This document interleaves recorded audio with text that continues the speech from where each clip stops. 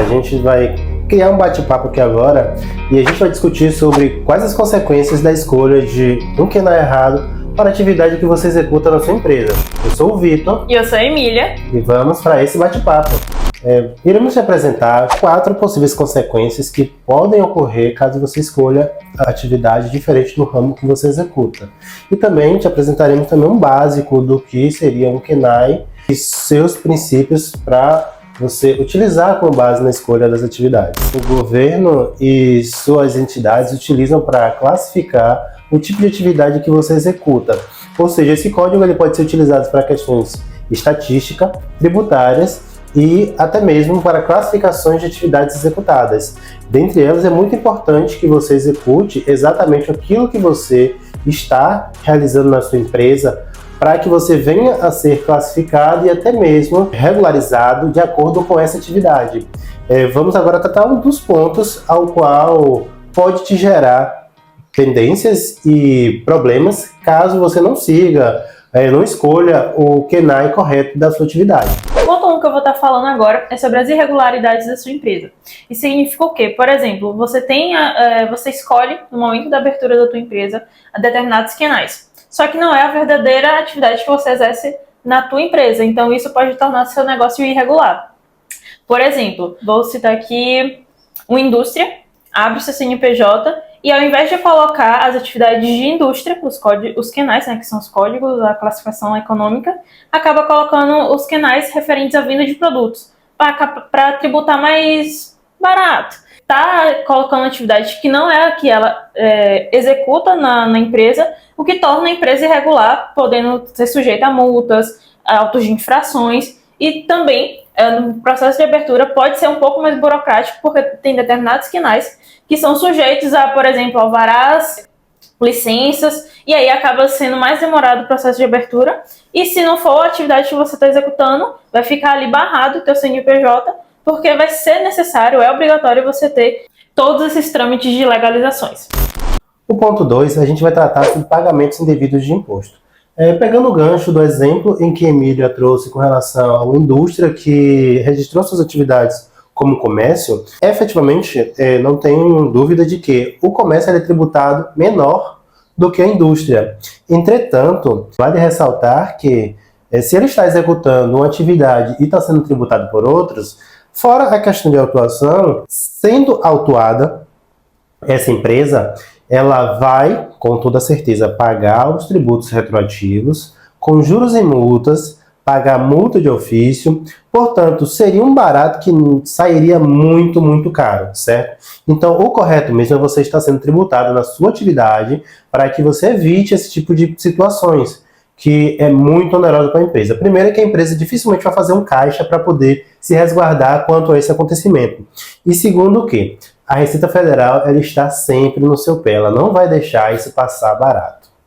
Lembrando que a Receita tem um prazo de 5 anos para te autuar, então ela pode não te autuar agora no primeiro mês de funcionamento, no primeiro ano, no segundo. Pode ser daqui a 5 anos. Então você vai ter todo esse prazo aí para poder ser desenquadrado ou cobrado retroativamente. Então o valor de juros e multa, valor de auto de infração vai ser muito alto caso eles deixem passar esses 5 anos e você tenha que pagar tudo retroativamente. E ainda tem mais, se você acha que está perto dos 5 e ele não vai fazer nada, ele pode muito bem te autuar perto dos 5 e isso garante a ele mais 5 anos para poder concluir esse processo de autuação sobre a sua empresa. Então, no total, são 10 anos aí de penalidades que você pode pagar retroativamente. Com certeza.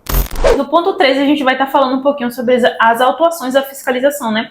E aí, no momento que você está exercendo uma atividade e você está sendo tributada em outro QNAE, a fiscalização, os auditores podem reconhecer como uma sonegação de impostos. E aí, o porquê desse acontecimento? Porque a atividade que você está exercendo podem possuir algumas especificações de tributação, ao qual não estão sendo cumpridas, tá? Lembra quando a nossa mãe fala assim, o convidado não sai caro?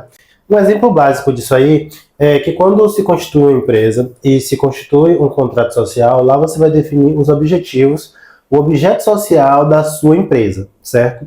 Trazendo para o lado da situação de prestação de serviço. Você executa uma atividade e essa atividade não é exatamente o que está no seu cartão CNPJ e muito menos sendo emitidas notas fiscais. Em um caso de autuação, em que o auditor conseguir identificar essa situação, o que é que ele pode fazer? Ele pode te autuar e aplicar a alíquota máxima que tiver regida no município. Por quê? Essa atividade que você está executando e não está emitindo a nota ou está emitindo a nota de forma errada, ela pode ser considerada de forma avulsa, e toda situação que é avulsa, toda emissão de notas que ocorre de maneira avulsa, ela tem sua tributação majorada na maior alíquota, que seria as alíquotas assumidas pelo lucro presumido e o lucro real. Então, muito cuidado, como eu estou dizendo, o combinado não sai caro. Portanto, se você seguir exatamente a atividade que você deve estar executando, você vai ser tributado corretamente e correndo esse risco? Zero, não vai ter correndo esse risco. Um exemplo que a gente pode estar trazendo aqui para vocês é o exemplo de desenvolvedores de serviço, tá? Vou trazer um exemplo aqui sendo um Simples Nacional, sendo tributado aqui na Prefeitura de Feira de Santana, que é a qual a gente reside no momento, tá? O desenvolvedor, ele literalmente desenvolve um software. Mas vamos se dizer que no momento de abertura do CNPJ dele, ele colocou consultoria, que é uma atividade completamente diferente. Se no momento passou 3, 4 anos, teve uma autuação fiscal, os auditores entenderam que não era aquela atividade ao qual ele realmente estava exercendo, eles não vão tributar conforme o que foi declarado no PGDAS, né, que é a declaração do Simples Nacional, que seria com 2,01%. Se tratando do ISS, que é um tributo municipal, eles iriam cobrar retroativamente na majoração, que seria 5%, que é a alíquota máxima de ISS aqui na Prefeitura de Feira de Santana. E aí, seria os 5% sobre aquele determinado valor, mais multa e juros. Então, imagina aí o ponto alto seria essa autuação fiscal, tirando todas as outras partes, né, da autuação, como multas, autos de infrações, que seria bem mais caro também. Ponto 4, a gente trata sobre as perdas de benefícios. O que acontece? Tem situações em que as atividades podem utilizar-se de benefícios como isenções, desonerações, outros benefícios que vão fazer com que você pague um menor imposto daquela atividade por estar executando determinada atividade. Eu vou estar trazendo agora um exemplo. Vamos se dizer que eu, Emília, estou prestando serviços para uma determinada empresa que está no exterior. No momento que eu estou exportando o meu serviço, eu não tenho a incidência de 3 impostos, por exemplo, PIS, COFINS e ISS. Mas para a prefeitura e ISS a gente só consegue não ter essa incidência, provar que não tem de fato, quando a gente traz toda a documentação comprobatória que aquele serviço está sendo para uma empresa lá no exterior.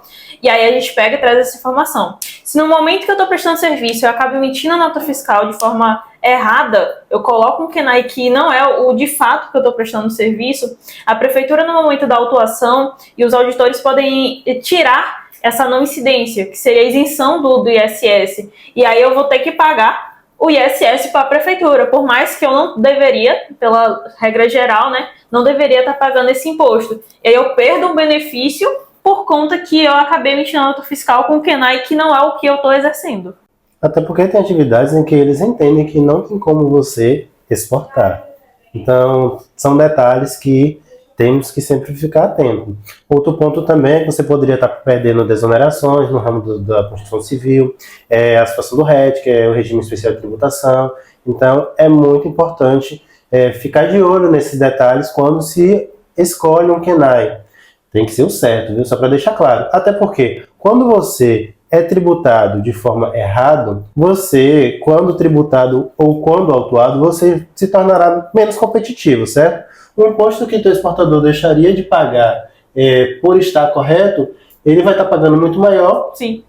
E assim, com relação a outras pessoas que prestam o mesmo serviço, ele vai estar bem para trás na relação de mercado, porque a gente está tratando sobre contabilidade aqui, mas muitas vezes quem dita a regra do jogo é o mercado. Trago pontos, por exemplo, de pessoas em que teve que emitir a nota fiscal novamente, porque aquela empresa que ele prestou o serviço não aceitou de maneira alguma o KENAI ou atividade que ele selecionou por não estar de acordo com o serviço ou atividade que a empresa realmente recebeu na prestação de serviço. Então, isso pode acontecer principalmente. E pode ser também um requisito. Por exemplo, eu estou prestando serviço para a empresa de Vitor, só que eu presto serviço de consultoria. E aí, no momento que eu presto esse serviço para Vitor, Vitor fala, não, eu não aceito essa nota fiscal com esse KENAI e eu só lhe pago se você colocar em outro KENAI. Só que quem está prestando serviço não entende tanto de contabilidade quanto a própria contabilidade. Vai falar assim, não, contabilidade, por favor, troca aí o KENAI que eu quero dessa forma agora. E a contabilidade entende que não era para ser aquele KENAI, fala tudo para mim, não, Emília, você não pode, só que aí acaba que o mercado está me forçando a colocar um KENAI errado na nota fiscal para que eu possa receber meu dinheiro. Então aquele dinheiro vai ficar travado enquanto eu não consertar a nota fiscal, o que acaba confirmando um pouco do que Vitor falou. Então o mercado também dita um pouquinho aí sobre essa questão de preencher erroneamente uma nota fiscal. Não deveria, mas acontece, vai por mim.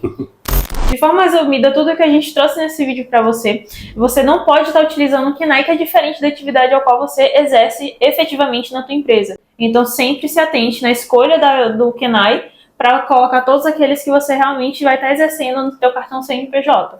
E o que é comum acontecer, cara Emília, é que normalmente os empresários eles não entendem quais são realmente os KENAIs que eles devem estar escolhendo para poder colocar na sua atividade.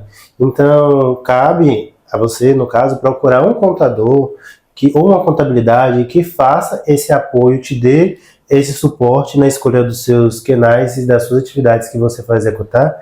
Então, já sabe, né? Te aconselho você procurar uma contabilidade que vai te abraçar. Então, chega para ela contabilidade. Se esse vídeo foi útil para você, já sabe, né? Curte, comenta, compartilha, se inscreva aqui no canal. E não esquece de estar ativando também o sininho de notificações, tá? Eu cortei na frente dele.